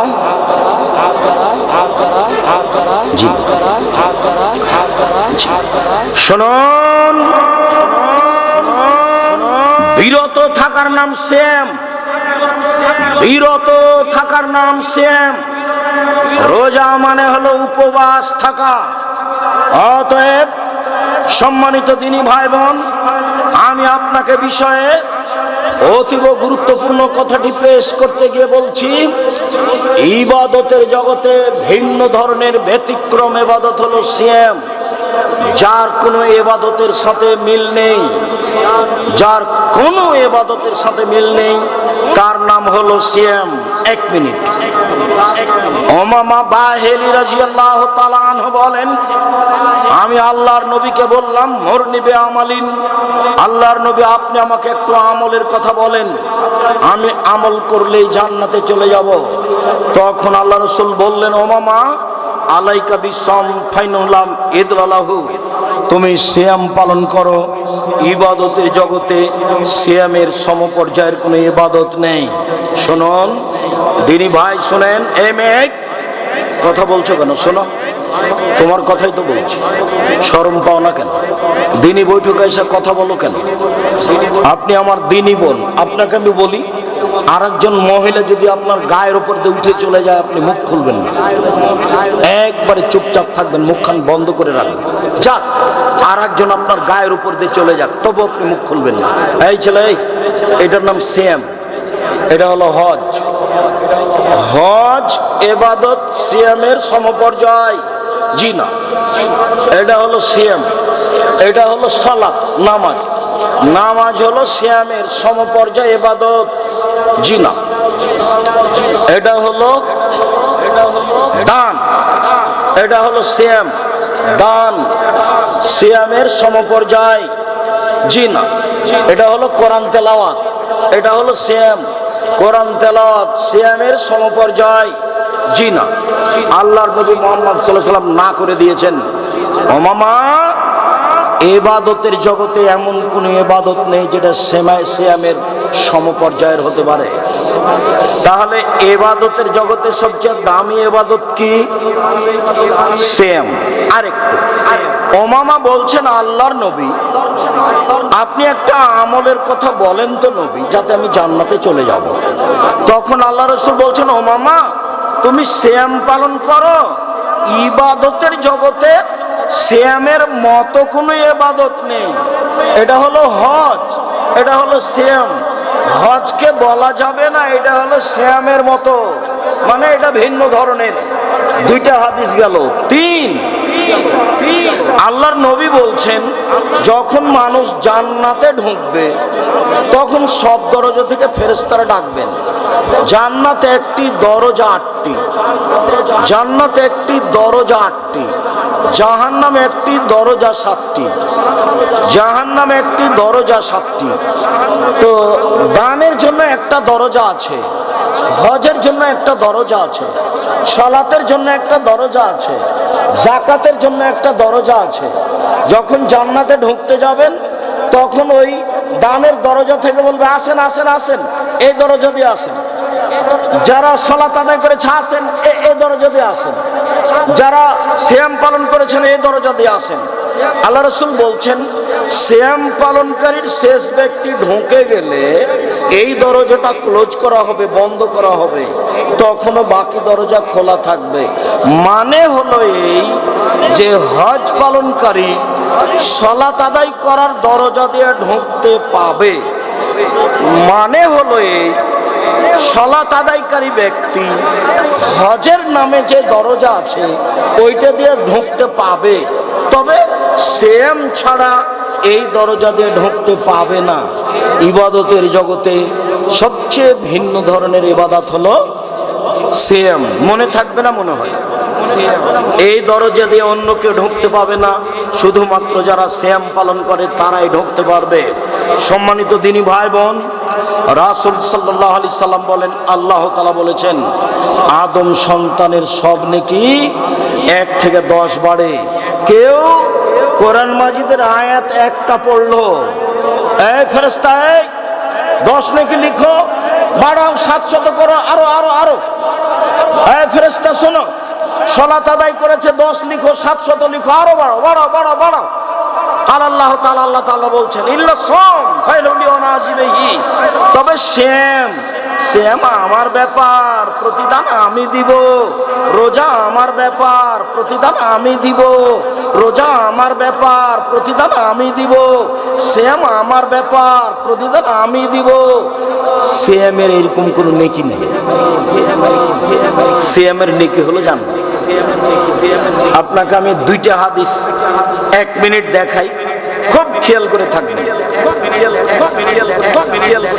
রাসূল সাল্লাল্লাহু আলাইহি সাল্লাম বলেন, মান সামা ইয়াওমান ফি সাবিলিল্লাহ বাদাল্লাহু ওয়াজহুন নার সাবিনা খারিফা, কেউ যদি আল্লাহকে সন্তুষ্ট করার জন্য একদিন সিয়াম থাকে, জাহান্নামকে তার থেকে 70 বছরের দূরে সরা হবে। এই ছেলে,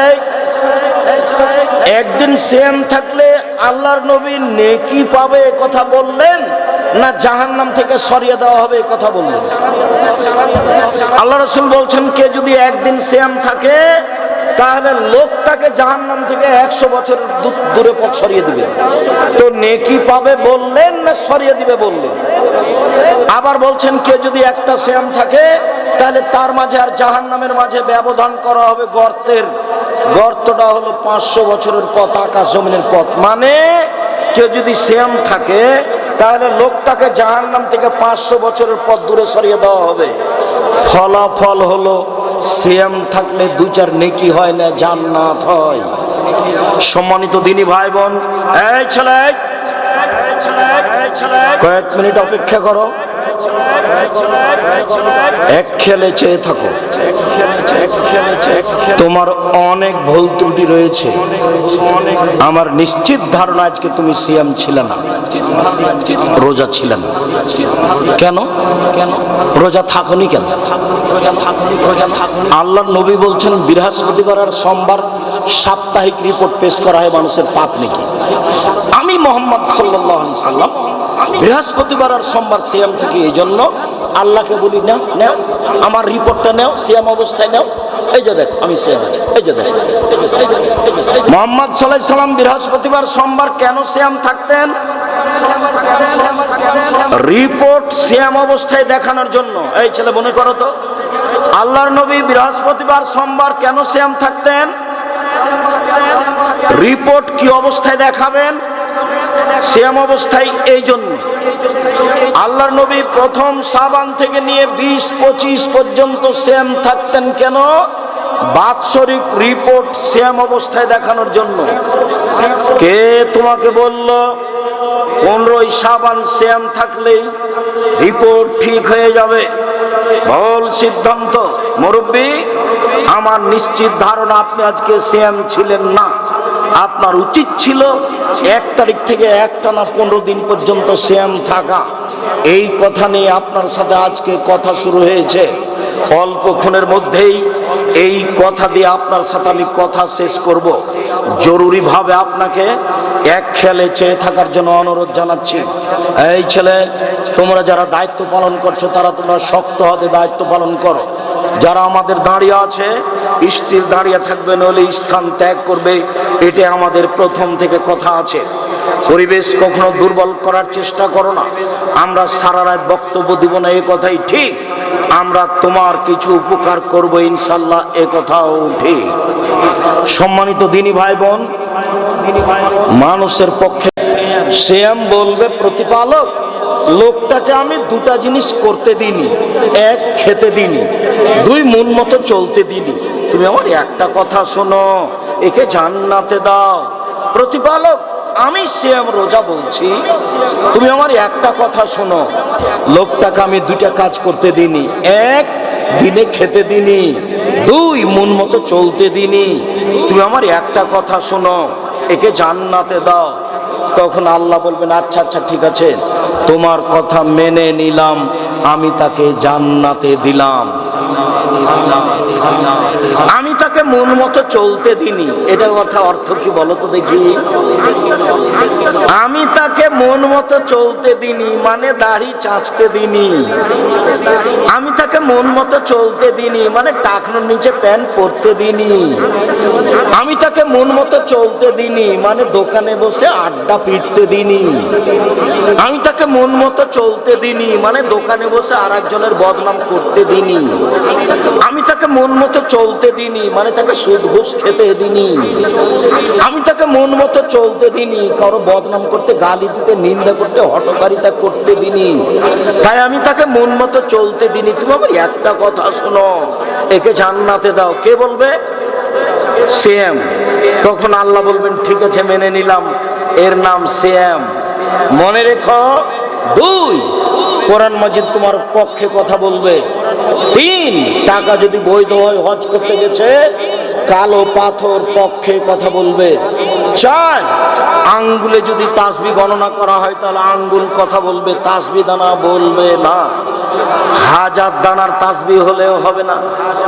মাওলানা সাহেব আপনার হাতে একটা মেশিন আছে, খালি top top top top top top করে চলছে, মেশিন দিয়ে তাসবিহ গণনা করলে মেশিন বিচারের মাঠে কথা বলবে না, আঙ্গুল কথা বলবে।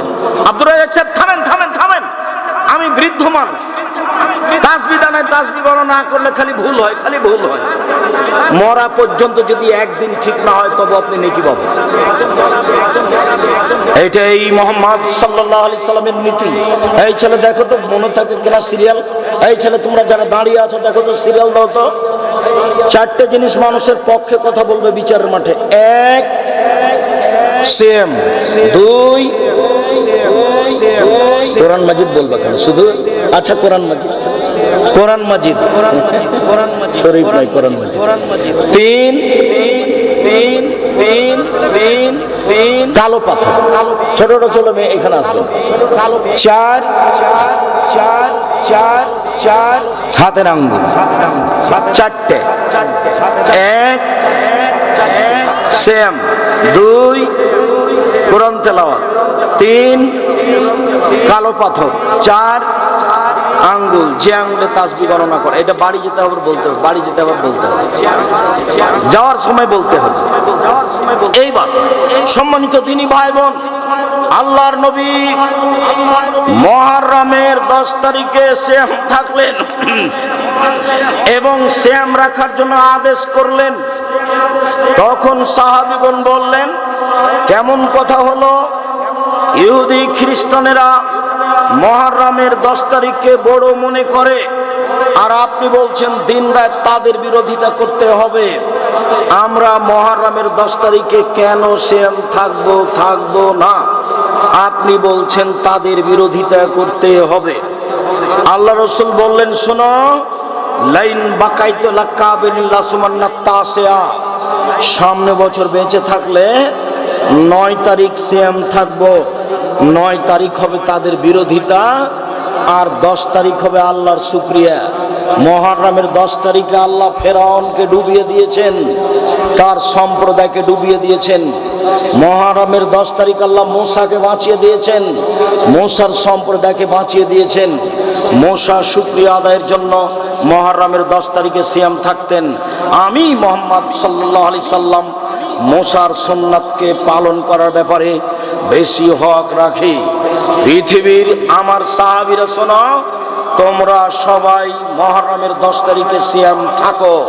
সাহাবীগণ বললেন থাকবো না, বিরোধিতা করতে হবে। আচ্ছা ঠিক আছে, আমি যদি সামনে বছর বেঁচে থাকি তাহলে 9 তারিখও সিয়াম থাকবো। 9 তারিখ হবে বিরোধিতা, 10 তারিখ হবে শুকরিয়া। বলা যাবে না? সম্মানিত দিনী ভাই বোন, আল্লাহর নবী 4টে জিনিস কখনো ছাড়তেন না। তার একটা হলো মুহররমের 10 তারিখের সিয়াম 9-10। মুহাম্মদ সাল্লাল্লাহু আলাইহি সাল্লাম বলেছেন, আমি আশা করি কেউ যদি মুহররমের 2টা সিয়াম থাকে বিগত 1 বছরের পাপ ক্ষমা হবে। তিনি আরো বলেন, কেউ যদি আরাফার দিন একদিন সিয়াম থাকে তাহলে আগে পরে 2 বছরের পাপ ক্ষমা হবে। তিনি আরো বলেন, সম্মানিত দিনী ভাই বোন, সারা বছর সিয়াম পালনের 2টা পদ্ধতি, একটা একটু ভারী, একটা একেবারে হালকা। সারা বছর সিয়াম থাকবো কিভাবে? এক, প্রতি মাসে 3টা, 13, 14, 15 আর রমজান, এ হলো সারা বছর সিয়াম থাকার নেকি। 1, 13, 14, 15। কোন মহিলার যদি হাইজ হয় 13, 14, 15তেই, তাহলে 16, 18, 20, 22 যে কোনো একদিন রেখে নেবে। আরবি মাসে 3 দিন, আরবি মাসে 3 দিন হলেই হলো। আর রমজান, এ হলো সারা বছর সিয়াম। এটা একটু ভারী। আর একটা একেবারে সহজ, কেউ যদি শাওয়ালের 6টা থাকে, কেউ যদি শাওয়ালের 6টা থাকে আর রমজান থাকে, তাহলে পুরো বছর সিয়াম পালনের নেকি পাবে। বলেন তো এবার কি বললাম? শাওয়ালের 6টা এবং রমজান, এটা সহজ, এতে সারা বছরের নেকি হবে।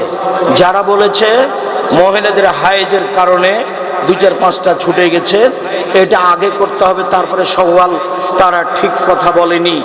বরং হায়েজের কারণে যেটা ছুটে গেছে সেটা জীবনে যেদিন পারবে সেদিন করবে। শাওয়ালের আগে এই 6টাই করতে হবে। শাওয়ালের 6, রমজান, এই মিলে হলো সারা বছর সিয়াম। এ হলো সারা বছর সিয়াম পালনের 2টা পথ। এবার চলে আসি আসল কথায়। আব্দুর রাজ্জাক সাহেব, বর্তমান শাবান মাস চলছে, শাবান মাসের কথাটা আগে বলেন। জি, শাবান মাসের কথা বলেই আজকে আলোচনার শেষের দিকে চলে যাব। জাতির যদি রাস্তাঘাট করে দিতে না পারি, জাতির যদি স্কুল কলেজ করে দিতে না পারি, জাতিকে আমি চূড়ান্ত সঠিক ধর্ম দিতে পারবো ইনশাআল্লাহ। ধর্মের ব্যাপারে জাতিকে ফাঁকি দিনি। আমার মনে বড় সাধ, আমি এই দেশের মাটিতে উন্নত মানের প্রতিষ্ঠান গড়ব ইনশাআল্লাহ, যেখানে ছেলে মেয়ে বাংলা, ইংরেজি, আরবি উন্নত মানের শিক্ষা অর্জন করে জাতির অন্যায়ের বিরুদ্ধে লড়বে, মুখে কলমে মিডিয়ায় লড়বে ইনশাআল্লাহ। এই যে মুখে বলছি, সামনে ভর্তি মিডিয়া আছে, সামনে কলম আছে। মুখে জাতিকে ফাঁকি দিনি, মিডিয়ায় জাতিকে ফাঁকি দিনি, কলমে জাতিকে ফাঁকি দিনি। কলম তদন্ত করে লেখা আছে। সম্মানিত দিনী ভাই বোন, আপনি আদর্শ নারী, আদর্শ পরিবার, শিক্ষা বনাম জাহেলিয়াত আর বেগম রোকেয়া লিখেছে কেন অবরোধবাসিনী, পাল্টা লেখা হয়েছে কেন হব অবরোধবাসিনী। এসব বই পড়ুন। আপনাদের সুসন্তান আব্দুল্লাহ সবার গর্বের সন্তান, আমিও বলছি সবারই গর্বের সন্তান আব্দুল্লাহ। সে দেশ বিদেশ ঘুরে এসে বলছে, আব্বু আগে মসজিদ ভিত্তিক শিক্ষা চালু করতে হবে। ওরা অর্থাৎ ইহুদি খ্রিস্টানেরা বিদ্যা বুদ্ধি দিয়ে সারা পৃথিবী আবাদ করছে। ওদের 2টা জিনিস অস্ত্র, একটা বিদ্যা, একটা বুদ্ধি। এই যে রাশিয়ার কারখানা, এই যে পাশে সব বড় বড় ইঞ্জিনের ওরা, আর যারা কিষান কামলা তারা হলাম আমরা। পদ্মা সেতু ইঞ্জিনের ওরা আর কিষান কামলা আমরা। একদিন হঠাৎ দেখছি গাড়ি গায়ে লেখা আছে আর দাওয়ায় আল্লাহ। আমি বুঝলাম না, জিজ্ঞাসা করলাম, আব্বু ঘটনা কি লিখেছো? আদায় আল্লাহ মানে কি? আব্বু আপনার দেখলাম 30 বছর যে আপনি দেশ আবাদ করলেন, আপনাকে দেখলাম এই অবস্থা। দেশ বিদেশ ঘুরে আসলাম, বুঝলাম ওরা বিদ্যা বিক্রি করে খায়, ওরা বুদ্ধি বিক্রি করে খায়। অতএব ওরা যেন বুদ্ধি বিদ্যা বিক্রি করতে না পারে তার পথ বন্ধ করি। সেটা হলো এই যে মক্তব ভিত্তিক শিক্ষা চালু করি। কারণ বশত যদি ওই ছেলে স্কুল কলেজে তাদের দেশে চলেও যায়, তাহলে যেন নিজের ভিত্তি ভুলে না যায়, নিজের কৃষ্টি কালচার যেন ভুলে না যায়। ও যেন অমুসলিমকে থ্যাংক ইউ বলে, ও যেন মুসলিমকে জাযাকাল্লাহ খায়ের বলে। এইটা তাকে শিখাতেই হবে। এই উদ্দেশ্যেই দেশ জুড়ে মক্তব চালু করব ইনশাআল্লাহ। দেশ জুড়ে মক্তব চালু করব ইনশাআল্লাহ। মক্তব চালু করার আশায় বই পুস্তক লিখেছে। সিলেবাস চালু করেছে, দেশে মক্তব চালু করা আরম্ভ করেছে এবং শিক্ষকদের ট্রেনিং দেওয়া আরম্ভ করেছে। শিক্ষক যাবে ফ্রি, আসবে ফ্রি, খাবে ফ্রি, বই পুস্তক পাবে ফ্রি। তার নাম আদ-দাওয়া ইলাল্লাহ। দেশ জুড়ে মক্তব চালু করবে, আব্দুল্লাহর পরিকল্পনা। আমি বলছি আপনাদের সম্পদ দোয়া করেন এবং তাকে পরামর্শ দেন, তার সাথে থাকার চেষ্টা করেন, নিজের জাতিকে বাঁচান, ছেলে মেয়েকে বাঁচান। আদর্শ আমাদেরটা দেন, ওদেরটা দিয়েন না। দুঃখিত, রাসূল সাল্লাল্লাহু আলাইহি সাল্লাম বললেন, আমার দুঃখ, আমার আফসোস, আমার উম্মত সন্ধ্যায় থাকবে মানুষ, সকালে হবে বানর।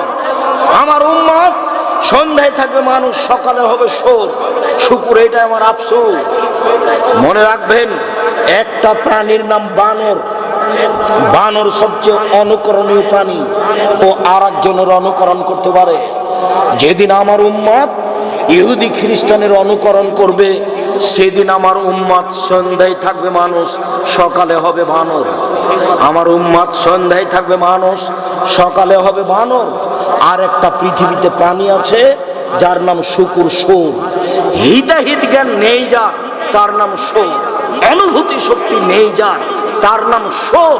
কোনো গতিবিধি নেই যার, তার নাম শুকুর। একটা গরুর গতিবিধি আছে। এই ছেলে, এখানে ঘাস উঁচু হয়ে আছে, নিচে গোবর আছে, এই ঘাস গরুতে খাবে না। বোঝা যায়নি? তার মানে গরুর অনুভূতি আছে। বলতো অনুভূতি নেই কোন প্রাণীর? শুকুর, সোরের।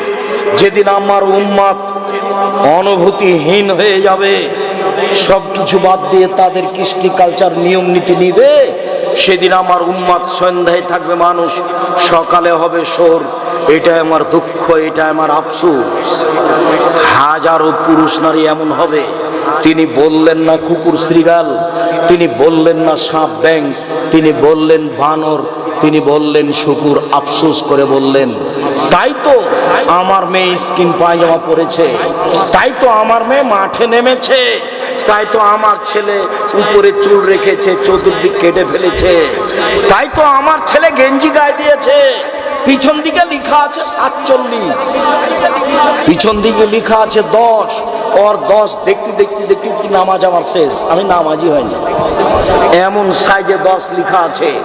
এর নাম ইহুদি খ্রিস্টান। আল্লাহর নবীকে বললেন, ওসামা, আচ্ছা আল্লাহর নবী, আপনি শাবান মাসে এত বেশি সিয়াম থাকেন কেন? কেন থাকেন? অন্য মাসে তো এত সিয়াম থাকেন না। তখন আল্লাহ রাসূল বলছেন, শোনো, শাবান একটা মাস, রজব ও রমজানের মাঝে। শাবান একটা মাস, রজব ও রমজানের মাঝে। বাৎসরিক রিপোর্ট এই মাসে পেশ করা হয়। আমি ভালোবাসি, আমার রিপোর্ট দেওয়া হোক তখন আমি সাইম। আমি ভালোবাসি, আমার রিপোর্ট দেওয়া হোক তখন আমি রোজাদার। শোনো, শাবান একটা মাস, রজব ও রমজানের মাঝে। এই মাসে মানুষ গাফেল থাকে, এই মাসে বাৎসরিক রিপোর্ট পেশ করা হয়। আমার মন চাই আমার যখন রিপোর্ট পেশ করা হবে তখন আল্লাহ দেখুক আমি সিয়াম আছি, এই জন্য বেশি বেশি থাকি। আল্লাহর নবীর জানা ছিল না সেদিন 15ই শাবান। কিভাবে ভারত, বাংলাদেশ, পাকিস্তানের আলেম ওলামা জেনে নিল সেদিন 15ই শাবান? তাই তারা কলকারখানা, অফিস, আদালত, কোর্ট কাছারি, শিক্ষা প্রতিষ্ঠান বন্ধ করে রাতে গোসল করে আতর গোলাপ মেখে 15ই শাবান সিয়াম পালন করে। ভুল হিসাব। রিপোর্ট ধরার জন্য শাবান মাসে বেশি বেশি সিয়াম থাকতে হবে। আজ থেকে শুরু করতে হবে, 15, 20টা, 25টা সিয়াম পালন করার চেষ্টা করতে হবে। সম্মানিত দিনী ভাই বোন, আপনাকে আমি নফল সিয়াম পালনের জন্য অনুরোধ জানাচ্ছি। 1 বৃহস্পতিবার, সোমবার। 2 মুহররমের 2টা। 3 আরাফার 3টা। 4 প্রতি মাসে 3টা। 5 শাওয়ালের 6টা। 6 জুলহিজ্জার প্রথম 9টা। 7 শাবানের একটানা 15টা, 15ই শাবানে যা কিছু হয় সব মিথ্যা কথা, জাল হাদিস। বেঁচে থাকার চেষ্টা করুন, একাধিক সহিহ হাদিস একটানা 15 দিন মর্মে আপনাকে সিয়াম পালনের অনুরোধ জানাচ্ছি। সম্মানিত দিনী ভাই বোন, আমরা আলোচনার শেষে এসে সকলকে অনুরোধ জানাচ্ছি, আপনারা আজকের বিষয়টি অতীব গুরুত্ব সহকারে দেখে নিজের জীবনে, পরিবারের জীবনে বাস্তবায়ন করবেন বলে আশাবাদী। এবং যাওয়ার সময় সবাই বই পুস্তকগুলো সাথে নিয়ে যাবেন, কেউ খালি যাবেন না।